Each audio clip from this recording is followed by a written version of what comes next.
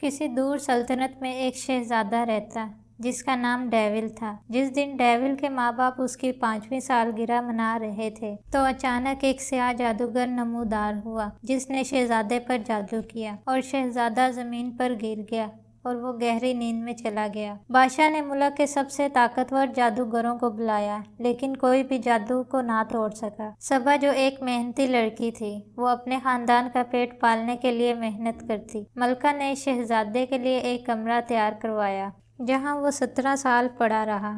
ایک دن صبا بازار سے گھر جا رہی تھی تو اس نے سنا کہ محل میں ایک نوکرانی کی ضرورت ہے۔ صبا نے سوچا کہ اپنے خاندان کو بہتر کرنے کا اچھا موقع ہے۔ اگلے دن صبا ملکہ سے ملی تو ملکہ نے اسے کام پر رکھ لیا۔ جب صبا ہال کی صفائی کر رہی تھی تو اس کی نظر سیڑھی پر پڑی جو محل کے سب سے اوپر کمرے کی طرف جا رہی تھی۔ اس نے سن رکھا تھا کہ یہ وہ کمرہ ہے جہاں شہزادہ رہتا ہے۔ جب وہ اس کمرے تک پہنچی تو اس کی نظر بستر پر پڑے شہزادے پر پڑی۔ اس دن کے بعد صبا اکثر شہزادے کے کمرے میں جاتی اور شہزادے سے باتیں کرتی جیسے وہ اسے سن رہا ہے۔ ایک دن صبا نے شہزادے کا ہاتھ اپنے ہاتھوں میں پکڑا ہوا تھا تو اسے محسوس ہوا جیسے وہ ہل رہا ہے۔ صبا نے آہستہ سے سرگوشی کی۔ شہزادے اٹھے۔ آہستہ آہستہ جادوئی اثر ختم ہوتا گیا اور شہزادہ جاگ گیا۔ جب شہزادے کے بیدار ہونے کی خبر پھیلی تو ہر طرف خوشی کا ماحول تھا۔ بادشاہ اور ملکہ نے خوشی سے اپنے بیٹے کو گلے لگایا۔ صبا شہزادے کے بیدار ہونے سے بہت خوش تھی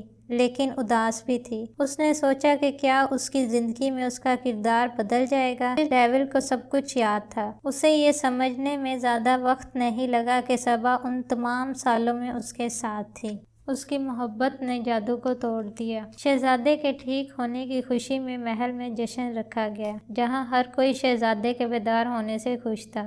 وہاں ایک شخص ایسا بھی تھا جو شہزادے کے بیدار ہونے سے ناخوش تھا۔ جیسے جیسے دن گزرتے گئے صبا اور ڈیول قریب ہوتے گئے۔ ایک دن جب صبا محل میں کام کر رہی تھی تو اس نے سپاہیوں کی گفتگو سنی کہ رات کے وقت جنگل میں جانور غائب ہو رہے ہیں اور خوفناک شور آتا ہے۔ صبا یہ سن کر پریشانی میں آ گئی۔ اسے سمجھ آ گئی تھی کہ جادوگر دوبارہ شہزادے پر حملہ کرے گا۔ صبا نے شہزادے کو سب کچھ بتا دیا جسے سنتے ہی شہزادے نے جواب دیا، ہم جادوگر کو دوبارہ اپنی بادشاہی کو خطرہ نہیں بننے دے سکتے۔ اگلے دن صبا اور ڈیول جادوگر کے پاس گئے تاکہ جادوگر کی برائی کو ہمیشہ کے لیے ختم کیا جا سکے۔ صبا اور ڈیول نے جادوگروں سے جادو سیکھا۔ ایک دن جب صبا اور ڈیول جنگل کا سفر کر رہے تھے تو اچانک سیاہ بادل چھا گئے اور ایک بدصورت جانور نمودار ہوا اور ان پر حملہ کیا جس کا دونوں نے سامنا کیا۔ جیسے ہی انہوں نے جانور کو مار گرایا تو آسمان میں ایک شیطانی جادوگر نمودار ہوا۔ شیطانی جادوگر نے شہزادے پر حملہ کیا جس کا دونوں نے مل کر مقابلہ کیا اور جادوگر کے جادو کو کمزور کر دیا۔ جیسے ہی جادوگر کا جادو ختم ہوا آسمان صاف ہو گیا۔ بادشاہ اور ملکہ نے صبا کا شکریہ ادا کیا اور اس کا شاہی محل میں کھلے عام استقبال کیا۔ صبا اور شہزادے کی شادی کی ایک شاندار تقریب ہوئی۔